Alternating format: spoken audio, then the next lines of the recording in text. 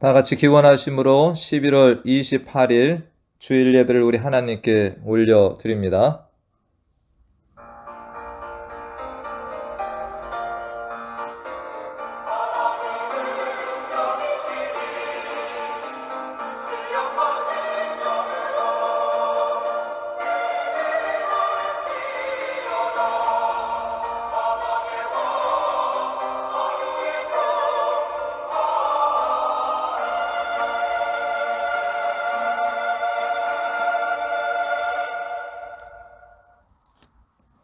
예수께서 모든 도시와 마을에 두루 다니사 그들의 회당에서 가르치시며 천국 복음을 전파하시며 모든 병과 모든 약한 것을 고치시니라. 무리를 보시고 불쌍히 여기시니 이는 그들이 목자 없는 양과 같이 고생하며 피진함이라. 이에 제자들에게 이르시되 추수할 것은 많되 일꾼이 적으니 그러므로 추수하는 주인에게 청하여 추수할 일꾼들을 보내주소서 하라 하시니라. 예수께서 그의 12 제자를 부르사 더러운 귀신을 쫓아내며 모든 병과 모든 약한 것을 고치는 권능을 주시니라. 아멘. 하나님 아버지, 날마다 변함없는 사랑으로 우리를 지키시고 인도하여 주심에 감사드립니다. 지난주에 추수감사 주간을 은혜 가운데 지내게 해주시고 오늘 11월의 마지막 주일 예배를 주님께 올려드립니다. 창세전에 우리를 하나님의 자녀로 택해 주시고 우리들을 사명자로 이 땅에 보내신 주님, 오늘 하나님께 드리는 이 예배가 온전히 주님과 하나 되는 예배, 하늘의 성도들과 함께 이 땅의 모든 주의 자녀들과 함께 성령과 진리 안에 참되게 올려드리는 예배가 되게 하여 주시옵소서. 성령께서 우리 각 사람의 심령을 주장하여 주시고 우리 주님께 신실한 예배자 되도록 인도하여 주시옵소서. 예수님의 이름으로 기도하옵나이다. 아멘.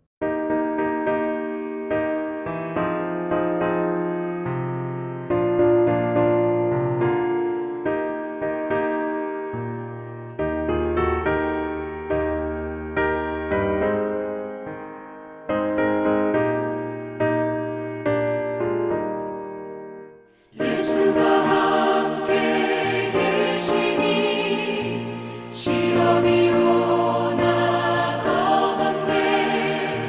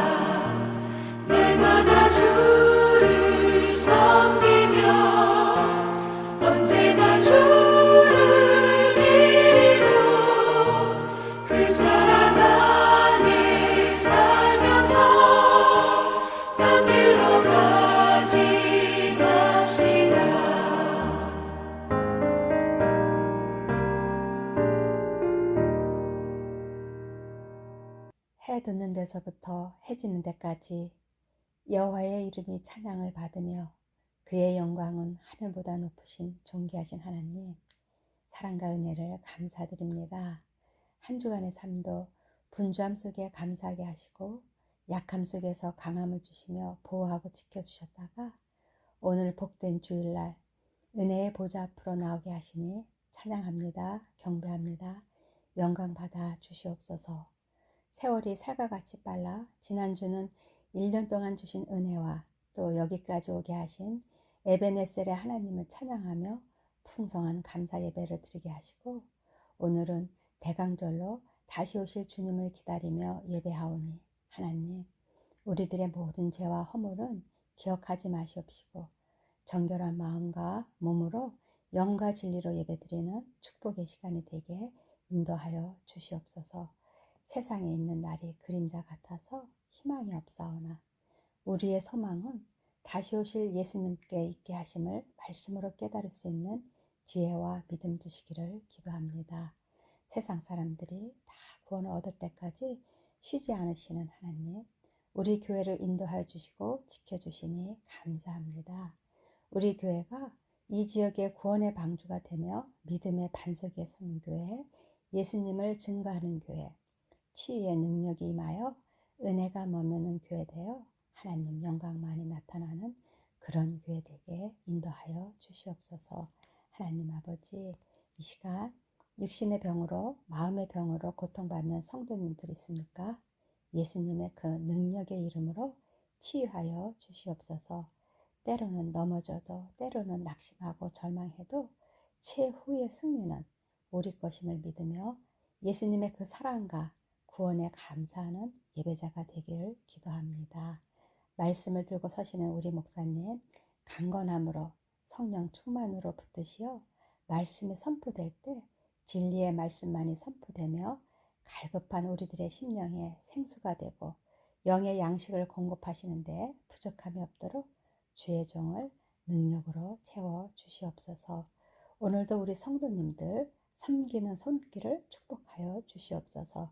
친교로 섬기며 헌금위원, 안내위원, 또 새신자들을 반기는 그 마음과 사랑을 귀히 여기시고 그들의 가정과 사업 위에 축복하시어 그들이 나가도 복을 받고 들어가도 복을 받는 자 되어 믿지 않는 자의 귀감이 되게 하시며 서로 돌보며 사랑과 선행을 격려하며 이 시대를 본받지 말고 오직 마음을 새롭게 함으로 변화를 받아 하나님의 선하시고 기뻐하시고 온전하신 뜻이 무엇인지 분별하는 지혜를 주시기를 간절히 기도합니다.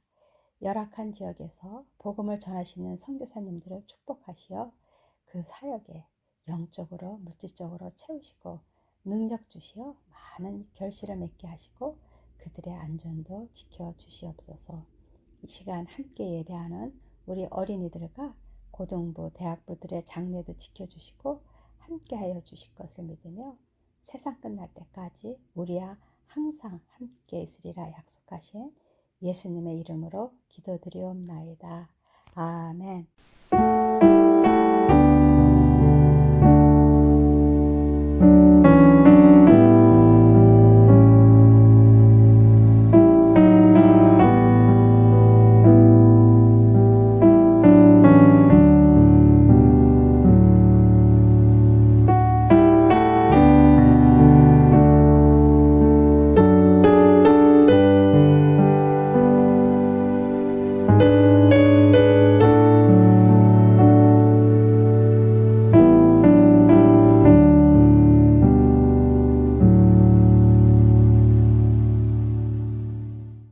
오늘 함께 보실 하나님의 말씀은 사도행전 28장 16절에서 31절까지 말씀입니다. 사도행전 28장 16절에서 31절까지 말씀, 제가 말씀을 대독합니다. 우리가 로마에 들어가니 바울에게는 자기를 지키는 한 군인과 함께 따로 있게 허락하더라. 사흘 후에 바울이 유대인 중 높은 사람들을 청하여 그들이 모인 후에 이르되, 여러분 형제들아, 내가 이스라엘 백성이나 우리 조상의 관습을 배척한 일이 없는데 예루살렘에서 로마인의 손에 죄수로 내준 바 되었으니 로마인은 나를 신문하여 죽일 죄목이 없으므로 석방하려 하였으나 유대인들이 반대하기로 내가 마지못하여 가이사에게 상소하며 내 민족을 고발하려는 것이 아니니라. 이러므로 너희를 보고 함께 이야기하려고 청하였으니 이스라엘의 소망으로 말미암아 내가 이 쇠사슬에 매인 바 되었노라. 그들이 이르되 우리가 유대에서 내게 대한 편지도 받은 일이 없고 또 형제 중 누가 와서 내게 대하여 좋지 못한 것을 전하든지 이야기한 일도 없느니라. 이에 우리가 너의 사상이 어떠한가 듣고자 하니 이 파에 대하여는 어디서든지 반대를 받는 줄 알기 때문이라 하더라. 그들이 날짜를 정하고 그가 유숙하는 집에 많이 오니 바울이 아침부터 저녁까지 강론하여 하나님의 나라를 증언하고 모세의 율법과 선지자의 말을 가지고 예수에 대하여 권하더라. 그 말을 믿는 사람도 있고 믿지 아니하는 사람도 있어 서로 맞지 아니하여 흩어질 때에 바울이 한 말로 이르되 성령이 선지자 이사야를 통하여 너희 조상들에게 말씀하신 것이 옳도다. 일러스되 이 백성에게 가서 말하기를 너희가 듣기는 들어도 도무지 깨닫지 못하며 보기는 보아도 도무지 알지 못하는도다. 이 백성들의 마음이 우둔하여져서 그 귀로는 둔하게 듣고 그 눈은 감았으니 이는 눈으로 보고 귀로 듣고 마음으로 깨달아 돌아오면 내가 고쳐줄까 함이라 하였으니 그런즉 하나님의 이 구원이 이방인에게로 보내어진 줄 알라. 그들은 그것을 들으리라 하더라. 바울이 온 이태를 자기 셋집에 머물면서 자기에게 오는 사람을 다 영접하고 하나님의 나라를 전파하며 주 예수 그리스도에 관한 모든 것을 담대하게 거침없이 가르치더라. 아멘. 성경은 구원의 책이면서 역사를 담고 있는 역사책이기도 합니다. 하나님의 창조 역사와 인간의 역사가 기록이 되어 있습니다. 우리는 성경을 읽을 때 구속사적 관점으로 읽어야 한다는 말을 자주 듣습니다. 구속사란 하나님께서 하나님의 뜻을 따라 모든 것을 계획하셨으며 특히 그리스도 안에서 세상을 구원할 것을 계시하시고 섭리하시며 간섭하신다는 신학적인 관점으로 성경 전체의 중요한 신학적 주제가 될 뿐만 아니라 구약과 신약을 관통하는 중심 주제가 되기도 합니다. 세계 역사와 인간 역사는 이 모두가 성경 안에 포함이 되어 있다고 말할 수 있습니다. 우리들이 세계 역사를 공부하다 보면 그 속에서 이 교회가 인정을 받을 때도 있지만 대부분은 세상의 반대와 핍박을 받는 때가 더 많다라는 것을 알 수 있습니다. 구약 성경 속에서도 이스라엘은 주변 이방 나라들에 의해서 수많은 공격을 받기도 하고 나라가 멸망을 당하기도 하고 포로로 끌려가는 역사가 있기도 합니다. 신약시대에 와서도 초대교회는 로마라는 나라에 의해서 엄청난 핍박을 당하였죠. 잘 알다시피 십자가에 못 박혀 성도들이 처형을 당하기도 하고 사자의 밥으로 던져지고 또 흩어져서 카타콤이라는 이런 지하 도시에서 숨어 지내기도 한 일이 있습니다. 한국의 교회에서만 잠시 보더라도 천주교가 먼저 들어와서 수많은 박해와 순교자들이 생겨났고 개신교도 들어온 이후에 일제식민시대와 6.25 전쟁을 거치는 동안 많은 교회들이 불타고 잡혀가는 환란의 때를 맞이한 것을 봅니다. 그런데 교회는 구약시대로부터 지금까지 무너지지 않고 오히려 핍박이 심할수록 다시금 강인하게 일어서서 오늘날까지 이루고 있는 것을 보게 되는 거죠.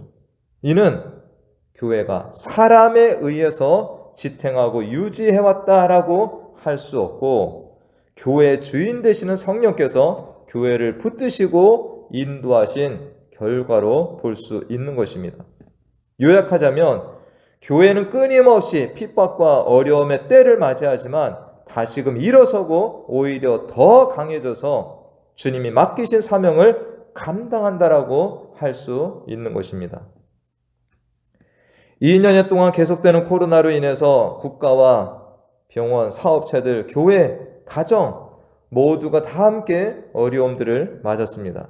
특별히 교회는 감염 예방을 위해서 오랜 기간 동안 문을 닫거나 온라인으로 예배를 드리는 이러한 중에 또 많은 교회들이 문을 닫기도 하고 특별히 전도가 더욱 힘든 때를 맞았습니다. 대부분의 교회가 국가 방역에 적극 동참하고 협조하였지만 몇 교회에서 코로나 환자가 발생한 일로 인해 한때는 이 교회가 코로나가 확산되는 장소라고 오해를 받기도 했습니다. 코로나로 낯선 사람들을 경계하는 분위기 속에 처음 보는 사람에게 다가가 전도하거나 어느 곳을 방문하여 전도한다라는 것이 아주 힘들고 이 교회에서 코로나가 확산되었다라는 일로 이 전도는 더욱 힘든 일이 되었습니다. 그런데 최근에 한국 교계 신문을 보다가 아주 반가운 기사를 제가 만났습니다.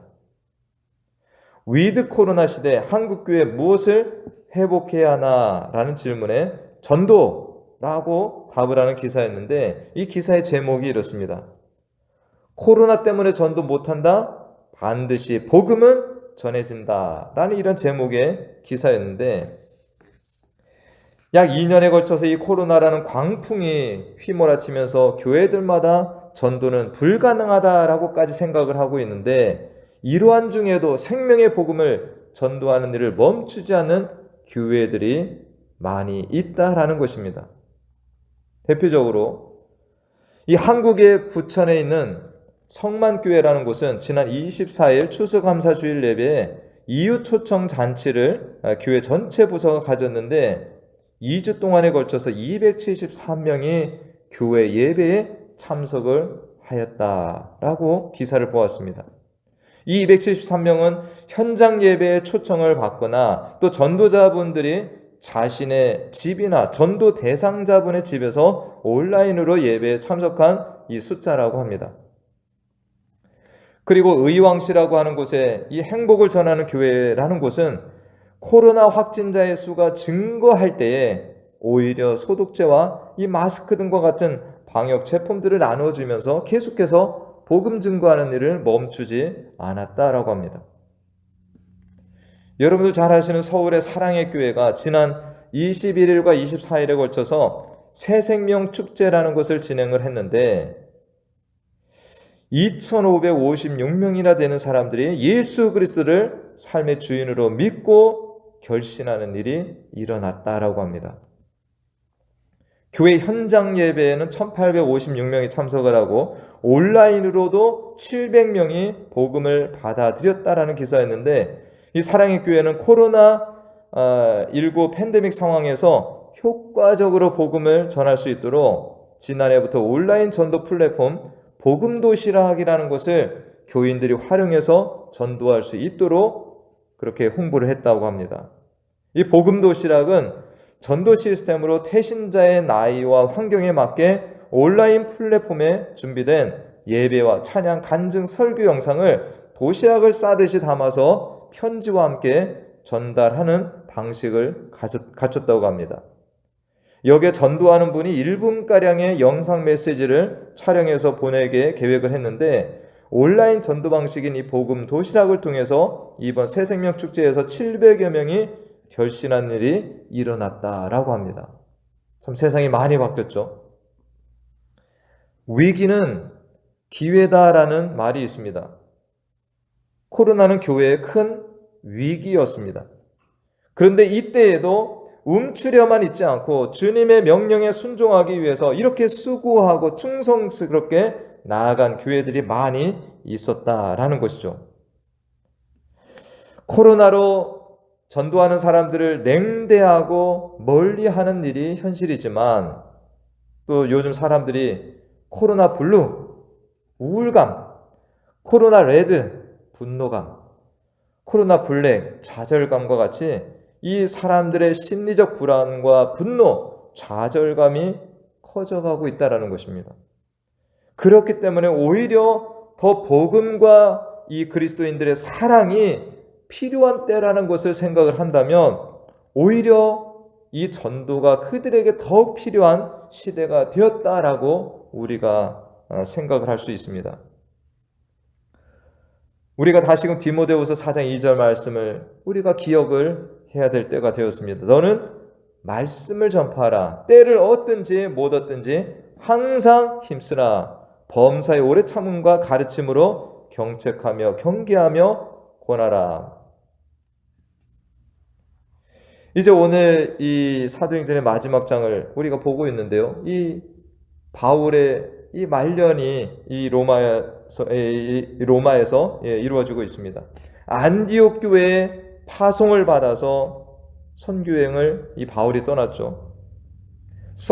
성령의 인도에 따라 이곳 저곳에 다니면서 복음을 전했는데, 이 어떤 지역이든 처음 방문하는 곳을 가게 되면 이 바울이 어떻게 했습니까? 유대인의 회당을 찾아가 말씀을 전했습니다. 또 회당이 없는 곳에서는 어떻게 했나요?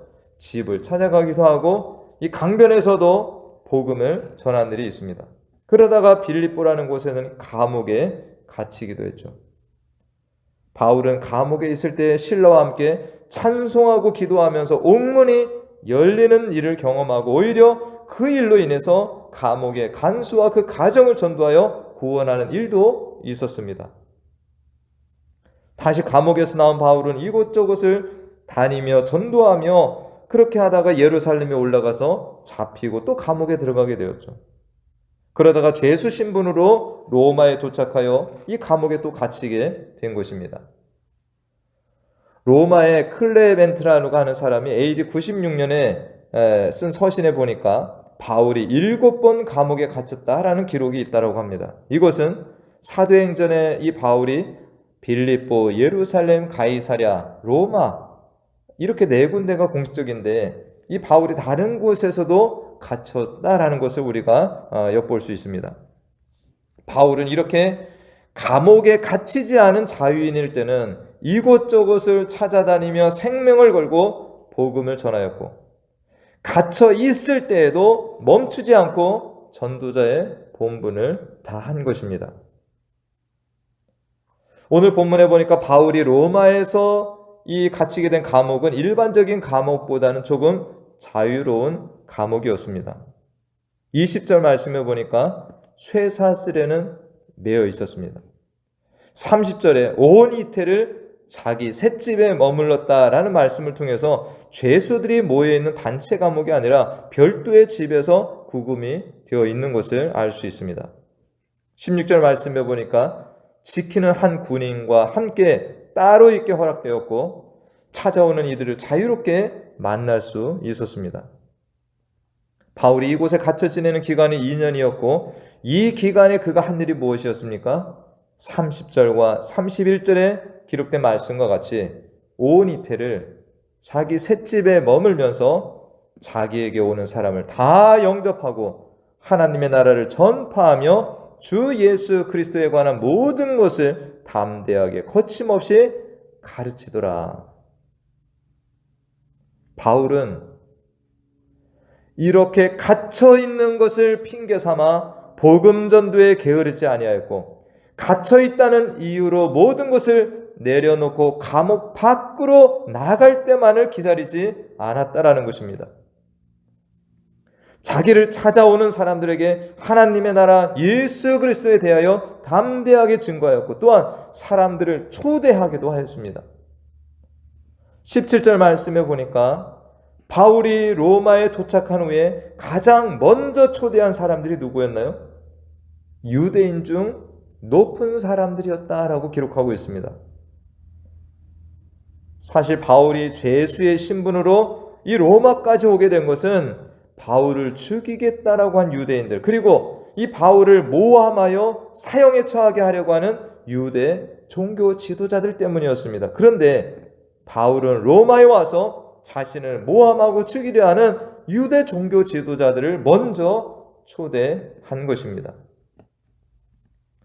일반적으로는 어떻습니까? 자신을 반대하거나 나에게 해를 끼친 사람이라면 다시금 보지 않거나 전도의 대상으로 삼았다가도 포기하고 하나님의 뜻이면 다른 사람을 통해 전도되겠지라고 포기하지 않나요? 근데 바울은 로마에 도착해서 유대인 중 높은 사람들을 처음으로 초대하여 그들에게 복음을 전하고자 했던 것입니다. 바울은 때를 얻든지 못 얻든지 말씀을 전파하고 항상 힘쓰라는 이 말씀에 순종해서 살았고, 또한 빌립보서 4장 말씀과 같이 내가 비천에 처할 줄도 알고 풍부에 처할 줄도 알아 모든 일 곧 배부름과 배고픔과 풍부와 궁핍에도 처할 줄 아는 일체의 비결을 배웠다라는 이 말의 실천의 삶을 살고 있다라는 것입니다. 이렇게 바울은 상황에 흔들리거나 상황에 맞춰가면서 삶을 산 그리스도인이 아니라 어떤 상황과 처지에도 오로지 복음 전도의 열정을 잊지 아니하고 올곧게 전진한 신앙인이었던 것입니다. 이렇게 바울이 어떤 상황에서도 주님이 주신 명령과 사명에 따라 살게 된 비결은 어디에 있나요? 그것이 바로 빌립보서 4장 13절 말씀과 같이 내게 능력 주시는 자 안에서 내가 모든 것을 할 수 있다라는 이 믿음 아닙니까? 바울은 자신의 힘과 능력, 어떤 상황을 의지한 것이 아니라 자기 안에서 일하시고 능력 주시는 주님과 함께 나아가며 그분의 명령에 순종해서 살아갔다라는 것을 알 수 있습니다. 바울이 쓴 서신이 총 13개인데요. 그 중에 옥중 서신이라고 불려지는 서신, 에베소서, 빌립보서, 골로새서, 빌레몬서가 바울이 이 로마에 갇혀있는 때에 쓴 것이 됩니다. 바울은 이렇게 찾아오는 이들에게 예수 그리스도와 하나님의 나라를 증거하고 또한 갇혀있는 동안에 끊임없이 이러한 서신들을 기록하여서 믿음의 동역자들, 성도들에게 보내며 격려하는 일을 한 것입니다. 미국의 찰스 스윈돌이라는 목사님이 계신데 이분이 이 부분을 설명을 이렇게 하고 있습니다. 제약이 많은 죄수의 몸으로 복음을 전파했던 바울의 사역은 오늘날까지도 지대한 영향을 미치고 있다. 바울은 자기가 처한 상황을 최대한 이용하는 사람이었다. 그는 로마에서 부자연스러운 몸이 되자 그 상황을 이용해서 문서 선교를 했다. 그는 한시도 좌절해서 자신에게 부여된 사명을 저버린 적이 없었다. 오늘 내년도 2022년에 베니스 교회를 위해서 주님이 맡기신 사명을 감당할 청지기를 임명하는 날에 이 사도행전 마지막 장을 보는 것은 참으로 시기적절하고 의미 있는 말씀이라고 생각이 듭니다. 청지기는 예전에 부잣집이나 양반집에서 주인을 대신하여 여러 가지 일들을 맡아보던 종을 말합니다. 현대사회에서는 관리인이다라는 말이 적합할 수도 있는데 성경에서는 하나님의 집에서 일하는 사람으로서 모세와 그리스도가 청지기로 충성하였다라고 증거하는 말씀이 있습니다. 히브리서 3장 5절과 6절 말씀에 보니까 또한 모세는 장래에 말할 것을 증언하기 위하여 하나님의 온 집에서 종으로서 신실하였고 그리스도는 하나님의 집을 맡은 아들로서 그와 같이 하셨으니 우리가 소망의 확신과 자랑을 끝까지 굳게 잡고 있으면 우리는 그의 집이라라는 말씀이 있습니다. 그러므로 청지기는 하나님의 집 교회에서 하나님께서 맡겨주신 직분과 자신의 몸과 재능과 물질과 시간과 힘을 바쳐서 충성하는 자를 가리키는 말로 사용이 되는 것입니다. 구원받은 모든 신자는 동시에 하나님의 집의 청지기로 부르심을 받은 것입니다. 바울은 부르심을 받은 날로부터 이 땅의 삶이 다하는 순간까지 자신에게 주신 복음 전도의 사명, 청지기적 사명을 한순간도 잊지 않고 충성되게 살아간 신앙 선배라는 것을 알 수 있습니다. 그러나 한순간도 낙심하거나 좌절하여서 자신에게 맡겨진 사명을 저버리고 산 일이 없었던 것입니다. 옥스퍼드 주석이라고 하는 것은 오늘 본문을 이렇게 마무리하고 있습니다. 다메섹 도상에서 예수 그리스도를 만난 후에 바울의 삶은 한마디로 예수와 복음을 위한 삶이었습니다. 실로 바울은 나의 달려갈 길과 주 예수께 받은 사명, 곧 하나님의 은혜의 복음 증거하는 일을 마치려 하면은 나의 생명을 조금 더 귀한 것으로 여기지 아니하노라라는 그의 고백과 같이 예수와 복음을 위해 절대적으로 헌신한 사람이었습니다. 그러면 여러분, 복음 전파의 사명이 바울에게만 있는 것입니까? 아닙니다. 복음 전파의 사명은 주님께서 우리 모두에게 주신 지상 대위 명령입니다. 그러므로 이러한 바울의 사역을 우리가 이어감으로써 미완료로 기록된 사도행전의 역사를 이어가야 합니다. 진정 우리 모두는 복음 전파의 사명을 성실히 감당함으로 사도행전 28장 31절 이후의 사도행전을 새롭게 써가야 하겠습니다. 이렇게 마무리를 하고 있습니다. 제가 어제 토요일에 호주 감옥에 들어갔다 온 윤치영 목사님의 간증을 보내드렸습니다. 간증 속에서 들으셨겠지만 그런 어떤 성도의 아이가 방황하는 것을 돌보는 중에 그 아이를 신방을 했고 같이 갔던 또래 아이들이 그 아이에게 정신 차리라면서 몇 대 이렇게 쥐어받고 그 아이를 데리고 왔는데 이 일이 나중에 경찰에서는 납치와 무장강도, 집단 폭행으로 몰려서 이 목사님이 감옥에 들어갔다라고 합니다. 얼마나 억울하고 답답했겠습니까? 그래서 하나님께 따지기도 하였답니다. 자신이 왜 감옥에 와야 하느냐고, 언제 나가냐고. 그런데 감옥에서 지내면서 각종 죄수들을 만나 그들에게 복음을 전하면서 하나님의 일하심과 뜻을 깨달아가고 그곳에서 주님 맡긴 사명을 감당했다라는 거죠. 그곳에 있는 죄수들에게 복음을 전하는 이러한 중요한 일을 하였고 그 일을 계기로 해서 그는 현재 중국에까지 가서 왕성하게 복음을 전하는 주의 종으로 살아가고 있는 것입니다. 하나님의 일하시면은 실수가 없습니다.